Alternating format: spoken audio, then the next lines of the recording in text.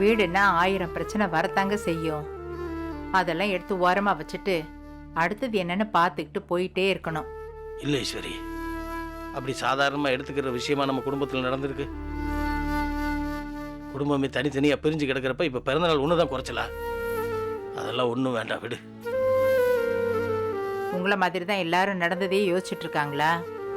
ஒரு சந்தோஷமான விஷயம் நடந்தா தானே அதுக்கு முன்னாடி நடந்த வருத்தமான விஷயத்தெல்லாம் மறக்க முடியும். வீட்டில் இருக்கிறவங்கள பத்தி கொஞ்சம் யோசிச்சு பாருங்க. சரின்னு சொல்லுங்க. வேண்டாம் ஈஸ்வரி. தாத்தா சரின்னு சொல்லுங்க தாத்தா, ப்ளீஸ். ஆமாங்கய்யா. தாத்தா எங்களுக்காக தாத்தா ப்ளீஸ்.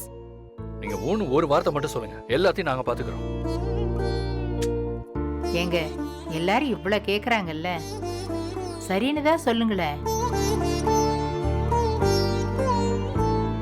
சரின்னு சொல்லுங்க ஐயா.